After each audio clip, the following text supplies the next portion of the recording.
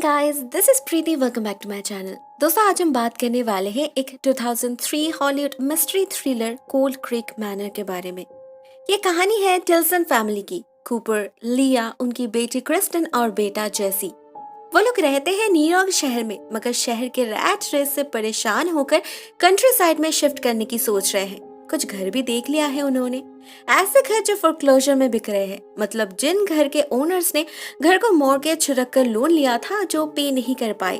Bank ने उन घरों पर कब्जा कर लिया और अभी उन्हीं घरों को बहुत कम कीमत में बेच रहा है। न्यूयॉर्क के किसी भी छोटे से अपार्टमेंट से कई गुना सस्ता है यहाँ का महल।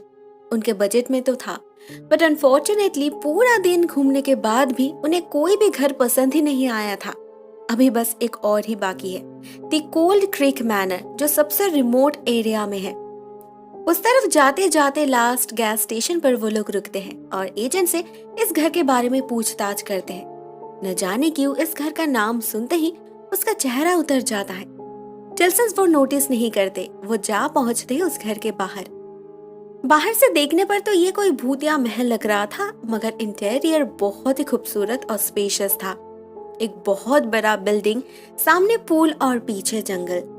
सभी को ये मैनर पसंद आ गया था, लेकिन वो लोग नोटिस करते हैं घर के अंदर सारी चीजें बिखरे पड़े हैं, रेगुलर चीजें भी। ऐसा लग रहा था जैसे सारे लोग हड़बड़ी में कहीं चले गए हैं। कूपर और लिया इस घर को फाइनलाइज करते हैं और अगले कुछ ही दिनों के अंदर शिफ्ट कर जाते हैं इस घर में। सारा नेसेसरी सामान को बेचकर घर को बिल्कुल अपनी तरीके से सजाने लगते हैं ये लोग। लेकिन कूपर को जो सबसे ज्यादा इंटरेस्टिंग लगता है वो ही इस घर की हिस्ट्री। ये घर किसी मैसी फैमिली का हुआ करता था। उन्होंने ही सालों पहले इस घर को बनाए थे। घर के स्टडी में कूपर को सारे डिटेल्स मिल जाते हैं, photos, video tapes, other documents, even एक बोर्ड पर तो उनका पूरा फैमिली ट्री बना हुआ था। कूपर एक हिस्टोरियन है। वो डिसाइड करता है अपना अगला प्रोजेक्ट वो इसी पर बनाएगा, इसीलिए वो इन चीजों को नहीं फेंकता। उधर जेसी को भी अपने कमरे में कुछ पुराने सामान मिलते हैं जो किसी ग्रेडी के थे। उसके कपड़े, टोपी, खिलौने, उसका लिखा हुआ पोएम, बनाया हुआ ड्राइंग्स, सब कुछ। जेसी इन चीजों से इतना ज्यादा ऑब्सेस्ड हो चुका था कि पूरा दिन वो उस ग्रेडी का पोएम ही रिसाइट करता रहता था। धीरे धीरे वो लोग इस जगह से यूज्ड टू होने लगते हैं। कुछ लोगों से जान पहचान होती है, मगर यहाँ के लोकल लोग न जाने क्यों उन्हें एक्सेप्ट नहीं कर रहे थे। स्पेशली वो लड़की रूबी, उसे तो कुछ ज्यादा ही प्रॉब्लम हो रही थी कूपर से। कूपर बच्चों के लिए एक पोनी खरीद कर देता है, चेस्टर नाम से। अभी क्रिस्टन और जेसी पूरा दिन उसे लेकर बिजी रहते हैं या फिर पीछे वाले जंगल में हाइड एंड सीक खेलते रहते हैं। वक्त अच्छा बीत रहा था, मगर इसी बीच एक दिन अचानक एक बंदा उनके घर आकर हाजिर हो जाता है। अपना नाम कहता है डेल मैसी, इस घर का आखिरी वारिस।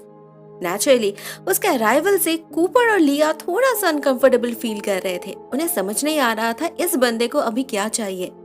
जवाब वो खुद ही देता है। उसे एक काम चाहिए। वो इस घर को बहुत अच्छे से जानता है, तो इसे रेनोवेट करने में मदद कर सकता है वो।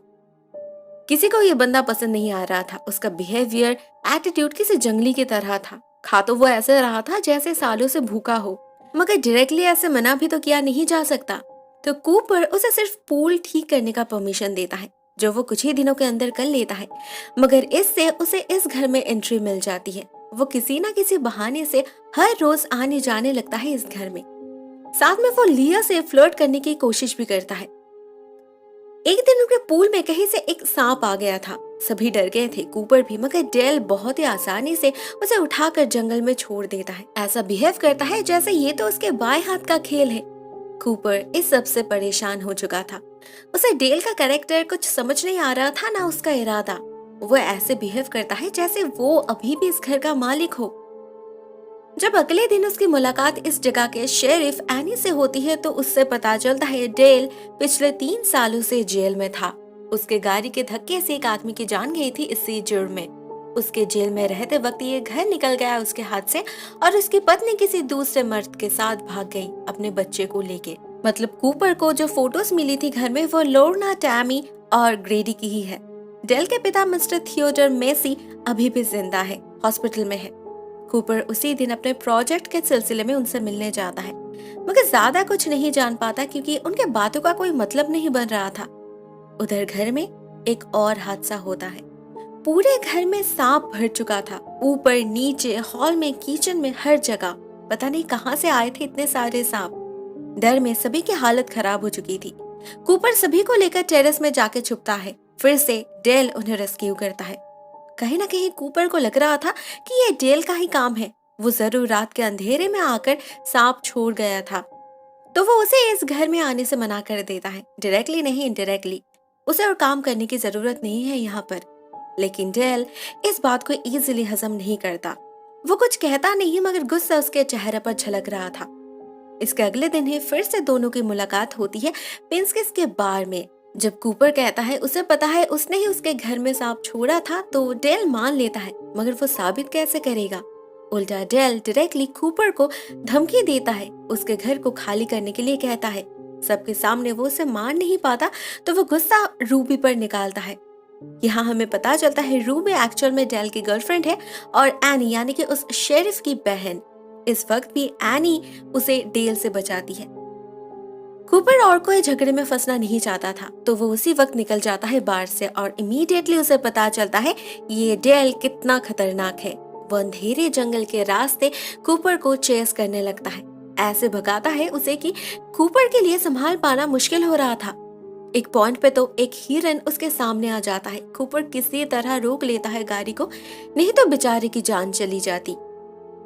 उस रात और कुछ नहीं होता। कूपर जैसे तैसे घर जाकर सो जाता है, मगर सुबह होते ही उसे डेल का पूरा प्लान समझ आ जाता है।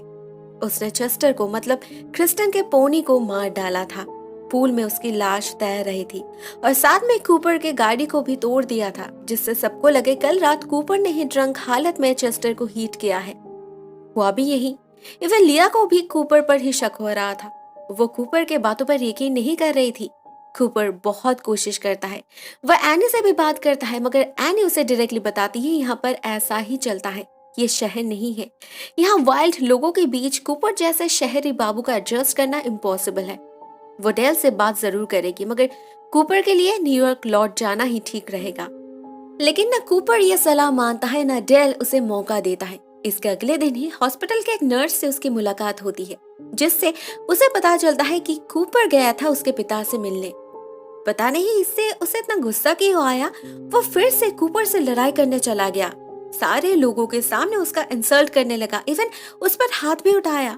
ऐसे में जब बात हाथ से निकल रही थी, तो अचानक जैसे गुस्से में उसके सामने चिल्लाकर ग्रेडी की वो पोएम बोलने लगता है।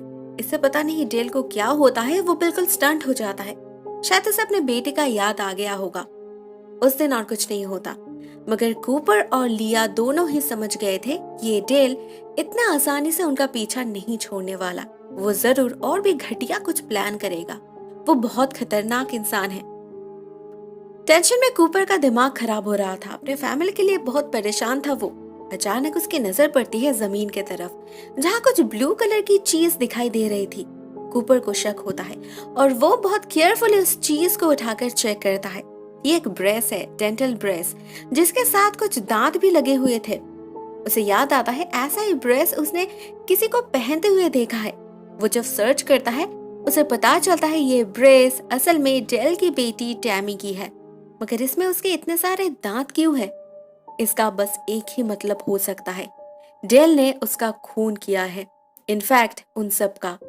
उसने सबसे झूठ कहा, वो कहीं नहीं भागे, उनकी लाशें जरूर यहीं कहीं दफन है। इसीलिए ही तो डेल टिल्सन फैमिली को इस घर से भगाना चाहता है। कूपर उसी दिन अपने परिवार को न्यूयॉर्क भेज देता है, अपने रिलेटिव के पास, और खुद अकेले इस घर में रहकर सबूत ढूंढने लगता है। पूरा दिन ढूंढने के बाद उसे इसी जंगल से एक गाड़ी मिलती है, जिसे छुपाने की पूरी कोशिश की गई थी। वो इसका नंबर प्लेट उठाकर ले जाता है एनी के पास, उन दांतों को दिखाता है, साथ में मिस्टर मैसी के बारे में भी बताता है। उनके इनकंसिस्टेंट बातों में कुछ बातें इसी तरफ इशारा कर रहे थे। अभी इस इलाके में सभी को पता है इस फैमिली का एक अब्यूजिंग हिस्ट्री है। ये लोग बहुत ही शॉर्ट टेम्पर्ड होते थे। अपने बीवियों पर शक करना, हाथ उठाना बहुत आम बात थी उनके लिए। उन्हें लगता था हर औरत एक जैसी होती है, कैरेक्टरलेस। उनको अपने पैरों की जूती समझते थे। डेल भी उन्हीं के जैसे है, मगर खून, ये कुछ ज्यादा ही बड़ा आरोप है।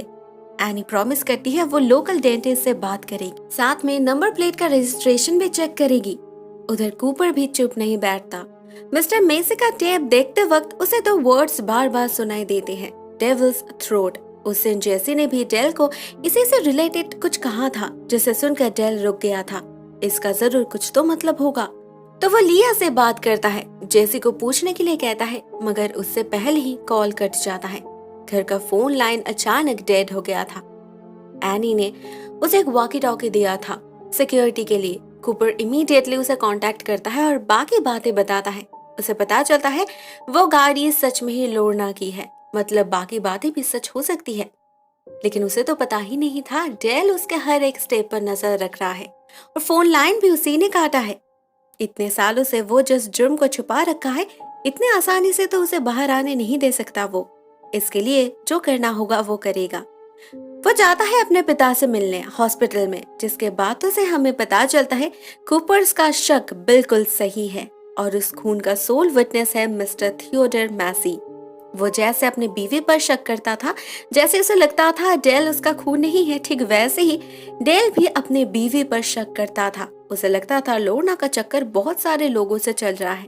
इस गांव के सारे आदमी उसके लवर्स है, ये बच्चे भी उन्हीं में से किसी के हैं, उसके नहीं। इस बात को लेकर हर दिन उनके बीच झगड़ा होता था। जब एक दिन लोर्ना उसके बर्ताव से परेशान होकर उसे छोड़ने की कोशिश की तो इस पागल ने उसे मार डाला, साथ में अपने बच्चे को भी किलिंग हैमर से कुचल के। और आज इसी सच को छुपाने वो अपने पिता का भी खून कर देता है। दूसरी तरफ कूपर पूरे घर के सारे मैप्स को चेक करता है डेविल्स थ्रोट ढूंढने के लिए, मगर उसे एक में भी उसका जिक्र नहीं मिलता। अचानक पर्दे के पीछे किसी का साया देखकर कूपर हमला कर देता है, मगर ये डेल नहीं लिया थी। उसे जेसी से डेविल्स थ्रोट के बारे में पता चल चुका है। ग्रैडी ने अपने ड्राइंग्स में बार बार इसी के बारे में तो मेंशन किया है। अभी लिया और कूपर जेसी के बताए हुए रास्ते पर जंगल के अंदर उस डेविल्स थ्रोट को ढूंढ निकालते हैं, जिसे वुडन बोर्ड से कवर करके बहुत केयरफुली छुपाया गया था। पता चलता है ये असल में एक बहुत ही गहरा कुआं है।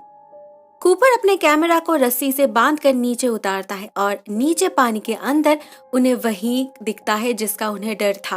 अंदर उन्हें कंकाल दिखता है। तभी कूपर को कॉल करती है एनी, तो कूपर उसे बता देता है वो कहाँ है, मगर ये असल में डेल था। यहाँ आने से पहले वो एनी से मिलने गया था। वहाँ उसे एनी और डॉक्टर की बातचीत सुनाई दी। उसे पता चला एनी को टैमी का ब्रेसेस मिल चुका है, मतलब उसका भांडा फूटने वाला था। तो वो एनी को घायल करके उसे ये वॉकी टॉकी छीन लिया और कूपर और लिया को मारने आ गया।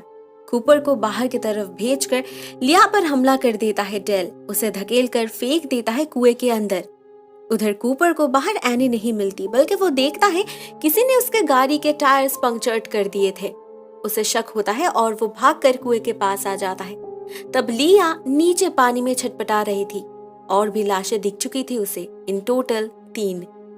कूपर किसी तरह अपने पत्नी को कुएं से बाहर लाता है और वो लोग भागते हैं घर के तरफ शेल्टर लेने। मगर घर के सामने उन्हें लिया की गाड़ी जलती हुई नजर आती है। डेल ने उनकी दोनों गाड़ी खराब कर दिया था, जिससे वो कहीं भाग न पाए। Situation completely out of control हो चुका था। किसी को समझ नहीं आ रहा था वो क्या करे। इस घर का दरवाजा कब तक उन्हें बचा पाएगा। अचानक बिजली चली जाती है और डेल खिड़की का कांच तोड़कर घर के अंदर आ जाता है। कूपर लिया के साथ घर के किसी कोने में छुपने की कोशिश करता है, मगर डेल इस घर को उनसे अच्छा पहचानता है। उन्हें ढूंढ निकालने में उसे ज्यादा वक्त नहीं लगता। फाइनली वो लोग टेरेस पर जा पहुंचते हैं, मगर डेल से बच नहीं पाते। डेल एक किलिंग हैमर लेकर उनके तरफ आगे बढ़ रहा था। वो इन्हें भी मारकर उसी कुएं में फेंकने वाला है, किसी को पता नहीं चलेगा। मगर मौत को इतना करीब देखकर भी कूपर हार नहीं मानता। वो एक प्लान बनाता है।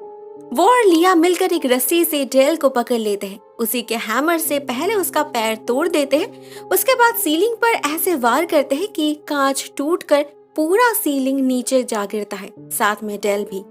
वहीं पर उसकी मौत हो जाती है। एट द एंड हम फिर से एक बार इसी घर को देखते हैं। अभी ये टिल्सन फैमिली का परमानेंट एड्रेस बन चुका है। सच में उन्हें और किसी से कोई डर नहीं। हम देखते हैं इतना कुछ हो जाने के बाद भी उन लोगों ने डेल के लाश को इसी जमीन पर दफनाए है। जो भी हो, ये तो वो इसी घर की औलाद ना, मगर उसकी तरह छुपाकर नहीं, बल्कि प्रॉपर रेस्पेक्ट एंड रिचुअल के साथ। बाकी फैमिली मेंबर्स के साथ डेल को भी जगह मिली है मैसी फैमिली के ग्रेवयार्ड में। दोस्तों ये कहानी यहीं पर एंड हो जाती है। पुरानी फिल्म है तो थोड़ी सी लंबी है, कुछ अननेसेसरी सीन्स है, फालतू में कुछ कैरेक्टर्स को इंट्रोड्यूस किया गया है जिनकी कोई जरूरत नहीं थी। बट जो मेन प्लॉट है वो मुझे अच्छी लगी। कहानी थ्रिलिंग है, सस्पेंसफुल है और एंडिंग भी सेटिस्फाइंग है। आपको क्या लगता है? Write down in the comment section. आज के लिए बस इतना ही दोस्तों। Thank you so much for watching this video. बहुत जल्द मिलते हैं किसी और नए वीडियो के साथ। तब तक के लिए टेक केयर, टाटा।